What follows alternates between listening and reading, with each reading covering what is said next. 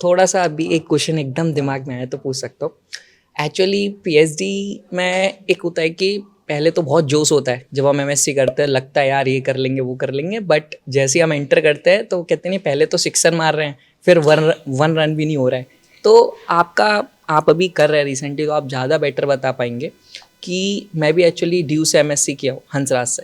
तो मेरे को ये रहता है यार, लोगों की जब मैं कहानियाँ सुनता हूँ सीनियर से, तो क्या मतलब मोटिवेशन कैसे आफ्टर 2 ईयर्स, शुरुआत के 2 साल अच्छे जाते हैं, फिर आता है कि जो आपने किया है पता चलता है कि वो कुछ है ही नहीं, फिर आप शुरू से स्टार्टिंग कर रहे हैं। उसके लिए आपसे मैं हिंट चाहूँगा कि आपका मोटिवेशन क्या है आफ्टर थ्रू आउट पीएचडी। आप कह रहे हैं कि पीएचडी करना चाहिए, तो क्या आप कहना चाहेंगे? देखो, अभी मैं सच बताता हूँ हम लोग का जो अभी मोटिवेशन है वो प्रमोशन है। ठीक है, तो एक एक मोटिवेशन आपको बनाना पड़ेगा। जैसे हम लोग अभी लेवल 10 में हैं, पीएचडी होते ही लेवल 11 में हो जाएंगे। ठीक है, तो हम लोग का जो प्राइमरी और ऑनेस्ट मोटिवेशन है अभी पीएचडी करने का वो यही है। आपके लिए होना चाहिए कि आप इंटरव्यू के लिए आपको तुरंत कॉल आ जाएगा, तो आप उसको अपना एक मोटिवेशन का जरिया बनाइए कि आप जितनी जल्दी पीएचडी खत्म करेंगे, आप सिर्फ ड्यू में नहीं, जहाँ पे पीजी कोर्सेज हैं, आईआईटी है, आईएम्स हैं, जहाँ पे भी होते हैं, आप उसके लिए एलिजिबल हो जाएंगे। तो आपके जो विंग्स हैं वो और ज़्यादा फैल जाएंगे, आपके जो बास्केट हैं और बड़े हो जाएंगे।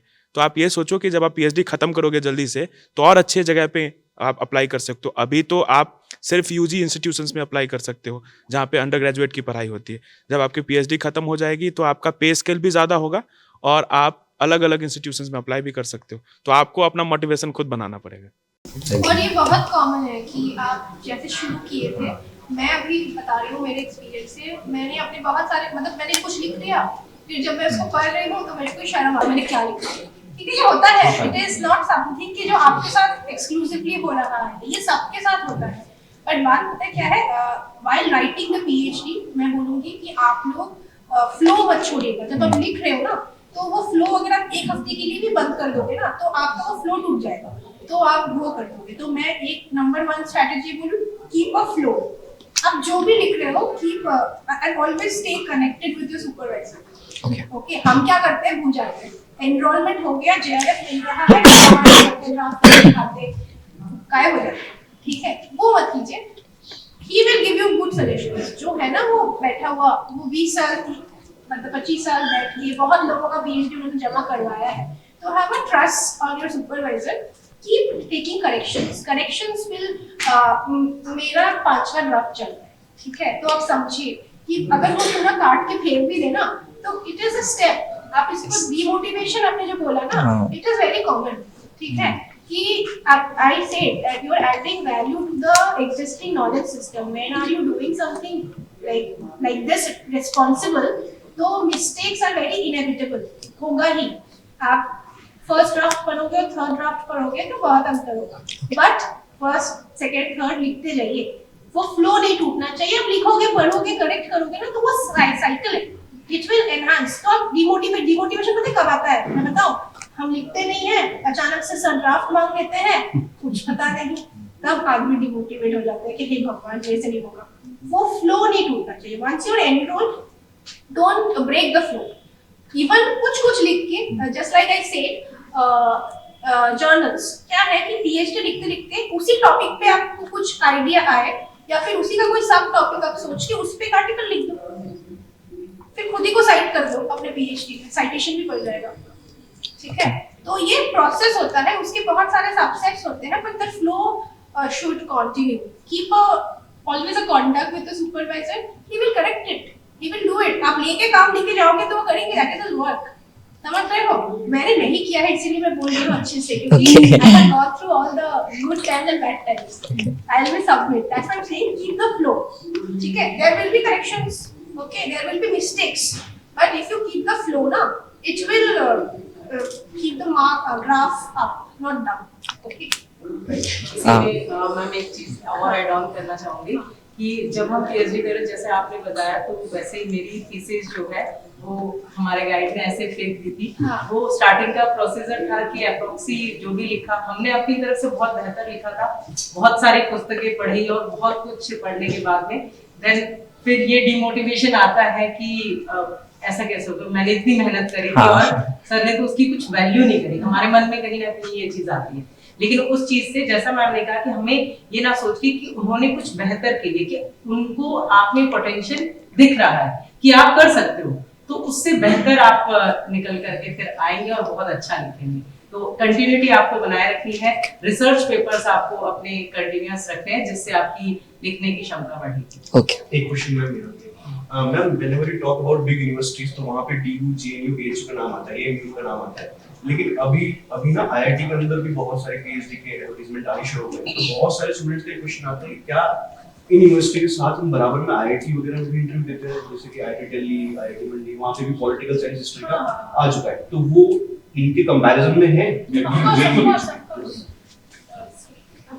हाँ बिल्कुल है, क्योंकि आईआईटीज़ में स्टाइपेंड भी अच्छे होते हैं और फॉरेन फेलोशिप के मौके भी अच्छे मिलते हैं, तो काफ़ी अच्छा एक डिमांड है आईआईटी एंड आईएम से भी करने का। और आप देखिए कि सीट्स कम हो जाती है सेंट्रल यूनिवर्सिटीज़ में, तो गवर्नमेंट ने बोला है कि अब आईआईटीज़ आईएम्स को भी ह्यूमैनिटीज़ की तरफ जाना चाहिए, तो इक्विवेलेंट है और काफ़ी अच्छा है, तो आप उसमें भी जा सकते हैं, कहीं से कोई दिक्कत नहीं।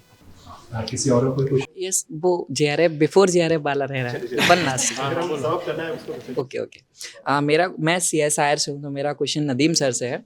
एक्चुअली हम लोग जेआरएफ कर लेते हैं तो उसके बाद चीज़ें भूल जाते हैं, बट मेरा एक क्वेश्चन है कि बिफोर जेआरएफ हमको प्रिपरेशन करनी होती है नेट निकालने के लिए, तो हमारा सिलेबस इतना वास्ट होता है कि पूरा पढ़ना तो मतलब पॉसिबल नहीं हो पाता। तो क्या इसकी कोई स्ट्रेटजी है कि जैसे कोई बच्चे को पता चल रहा है लास्ट 3 मंथ्स में वो करना चाहता है, तो उसका क्या एक मोटिव होना चाहिए? और बहुत सारे लोग यूट्यूब पे देखो, कहीं पे भी देखो, बता देते हैं ऑथेंटिक बुक्स पढ़ो, पढ़े कैसे वो कोई नहीं बताता कि बहुत बड़ी बुक है, बहुत सारी बुक है, बहुत सारे राइटर्स है, तो कैसे सिलेक्शन करें और क्या मोटिव होना चाहिए जिससे जेआरएफ अच्छी रैंक के साथ निकल जाए?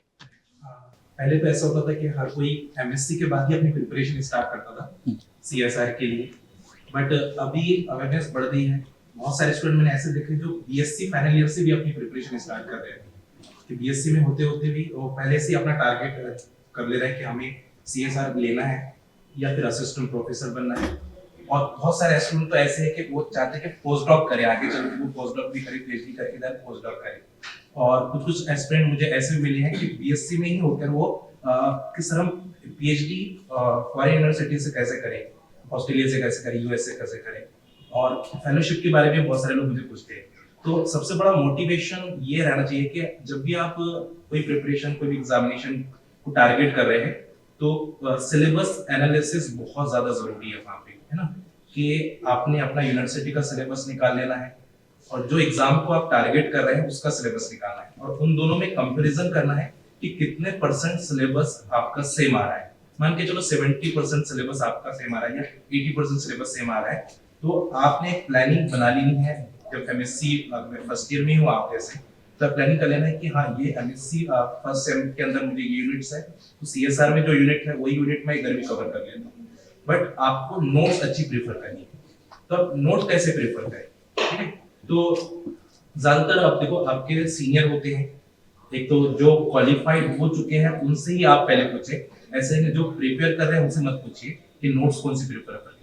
तो वो आपको एक सिंपल बोलेंगे, एक ही बुक बोलेंगे, जैसे कि मान के चलो कि आप मान के चलो केमिस्ट्री से हो, तो आपको क्लेडन बोलेंगे कि आप ये आपका क्लेडन है, यही आपका भगवान है, ऐसा बोल के छोड़ देंगे। अब उसके अलावा आपको कुछ पढ़ना नहीं है, क्योंकि अलग अलग रेफरेंस बुक से आप पढ़ते हो फिर कंफ्यूज होना शुरू हो जाते हो। तो वो एक रेफरेंस बुक को आपको रखना है, अपने सिलेबस को पास में रखना है, उसी रेफरेंस सिलेबस में से अपने टॉपिक देखना है और उस रेफरेंस बुक से आपको उसको पढ़ना है। तो साथ साथ में आपका एमएससी का भी जो टारगेट है परसेंटेज अच्छा बढ़ता जाएगा और आपकी सीएसआर की प्रिपरेशन भी धीरे धीरे जर्नी बढ़ती रहेगी। और आपके पास 2 साल होते हैं एमएससी फर्स्ट ईयर से लेके तो फाइनल ईयर तक, तो आप मुझे लगता है कि थर्ड सेम आए तक आप वो अचीव कर लेते हो, कितना सिलेबस आपका कंप्लीट होता है। और हमेशा 100% सिलेबस कंप्लीट करना जरूरी नहीं है कोई भी एग्जाम क्वालिफाइड करने के लिए, आप 60 to 70% सिलेबस पे भी अच्छी रैंक ला सकते हैं।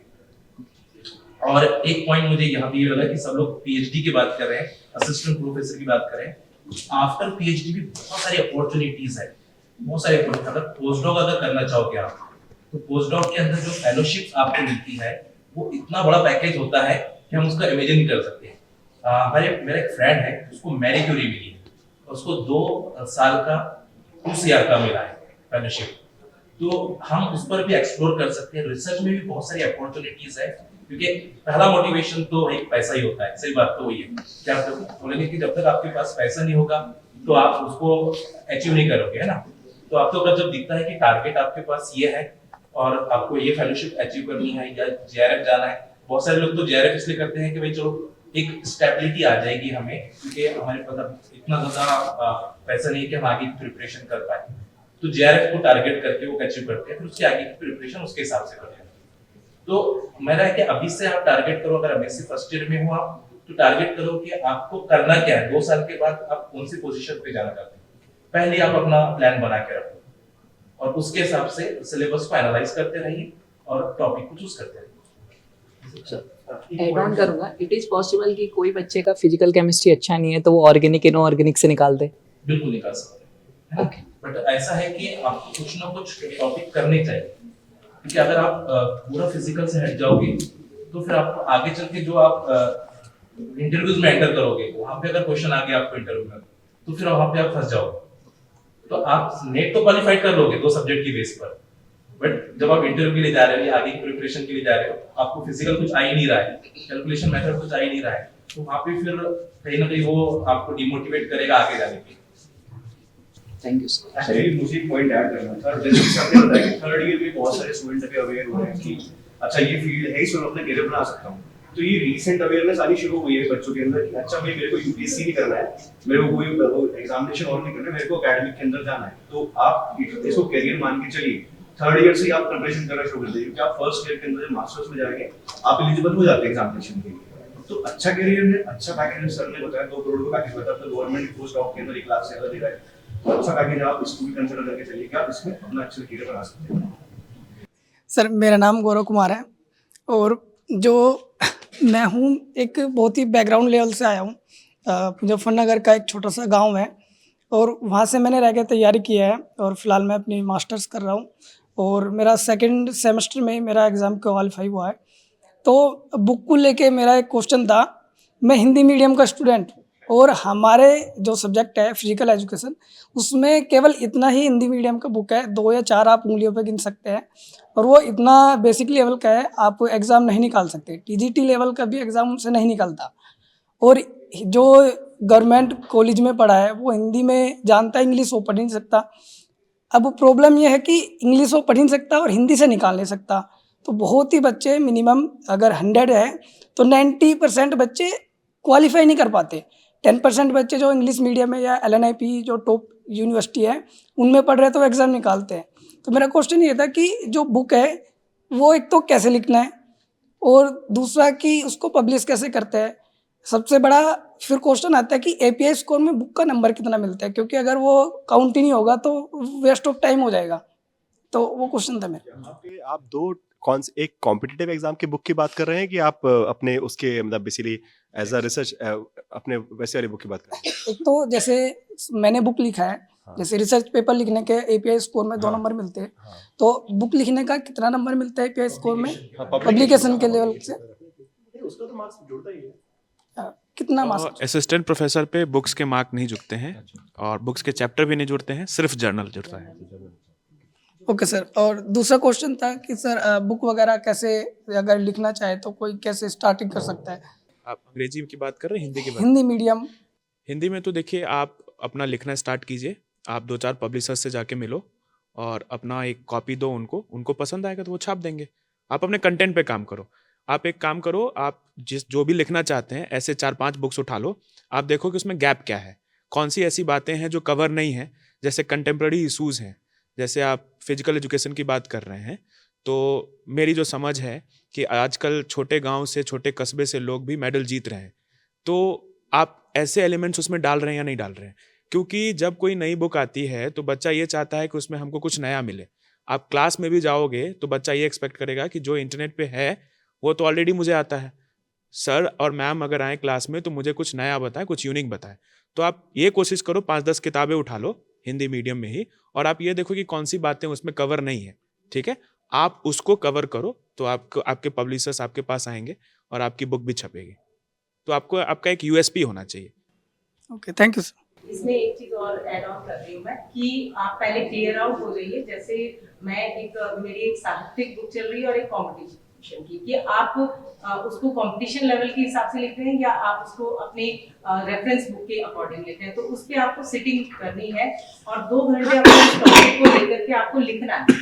जो भी आपके दिमाग में आ रहा है उस दौरान उसे लिखना है, फिर उसमें मॉडिफिकेशंस तो कंटिन्यूअसली होते ही जाएंगे, लेकिन आपको लेके बैठना है पर्टिकुलर सेम टाइम सेम उस चीज को लेकर के आप बैठेंगे, उस टॉपिक को लेके बैठेंगे तो आप डेफिनेटली लिख पाएंगे। इसमें एक क्वेश्चन बनता है, जैसे सर ने बताया कि किसी बुक से आप लेके और उसका कर सकते हैं, तो जैसे मैं किसी बुक से कॉपी करता हूँ तो वो किस तरह से गैप ढूंढना है। जी आपको थॉट लेना है बट अपनी लैंग्वेज में आपको उसको सोचना है। जैसे आपने कहा कि बैकग्राउंड, भाई मैं इस बैकग्राउंड से आ रहा हूँ, तो वहां के बच्चों को उसके बारे में क्या परेशानियां हो रही है ना, तो वो सारी चीजें आपको अपने दिमाग में लेके अपने थॉट प्रोसेस को उसके अंतर्गत आपको लाना है। जैसे मैं किसी बुक से कोई पर्टिकुलर उठाता हूँ और उसको मैं अपनी ही लैंग्वेज में लिखता हूँ, तो वो कॉपीराइट में नहीं आएगा? कॉपीराइट में तो नहीं आएगा, बट आपको रेफरेंस साइट करना, फिर उसका रेफरेंस कैसे दूंगा, क्योंकि वो तो मैंने अपनी लास्ट में रेफरेंस देना होगा। उसका तरीका हर चैप्टर के बाद एंड में आप रेफरेंसेस सॉफ्टवेयर्स आते हैं जो ऑटोमेटिकली उसको कर देते हैं। मेंटली एक सॉफ्टवेयर है। Okay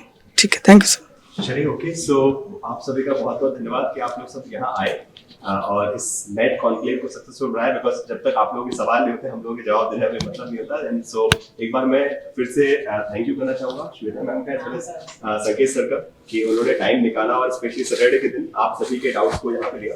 and all the faculties, Ashwini sir, Raveen sir, Kavita ma'am, तो एंड आप सभी का बहुत बहुत धन्यवाद। एंड द होल टीम जो हमारे साथ आज पीछे काम करी, एक बार सबके लिए एंड ऐसे फ्यूचर में और भी हम प्रोग्राम्स करवाते रहेंगे। So stay connected with the text book super coaching platform, okay. जहाँ पे भी, because text book super coaching platform का ये हमने मोटिव ये लेकर चला है कि सिर्फ यूजीसी नेट एग्जामिनेशन को क्रैक करवाना हमारा ऑब्जेक्टिव नहीं है, उसके बाद भी हम स्टूडेंट्स को जिस भी तरीके से सपोर्ट कर सकते हैं, बिकॉज एक स्ट्रक्चर्ड कोर्सेज आपके पास अवेलेबल है जहाँ पे पूरा कोर्स सिलेबस वाइज कवर हो जाता है, पेपर 1 पेपर 2 वो सब तो चीजें हो जाती हैं, बट वहाँ ऑर्गेनिक एंड स्ट्रक्चर्ड चीजें हैं। सो वो रेगुलरली टीचर्स आपको गाइड करते रहते हैं, स्ट्रेटजीज बताते रहते हैं कैसे पढ़ना है, जो भी प्रॉब्लम्स आ रही है वो रिजॉल्व करते रहते हैं। बट ये जो एक एस्पेक्ट है कि उसके आगे की जर्नी आप कैसे करेंगे, तो इसलिए थोड़ा सा स्ट्रक्चर्ड चीजें नहीं हो पाती, और इसलिए वी आर ट्राइंग कि एटलीस्ट हर मंथ एटलीस्ट इस टाइप का कुछ कॉन्क्लेव करते रहे। अगर यूट्यूब पे पॉसिबल होगा डायरेक्टली ऑनलाइन करना तो वो भी कंडक्ट करेंगे, कभी ऑफलाइन होगा तो ऑफलाइन भी करते रहेंगे। बस ये है कि कनेक्टेड रहिएगा, ठीक है। Thank you so much, thank you everyone.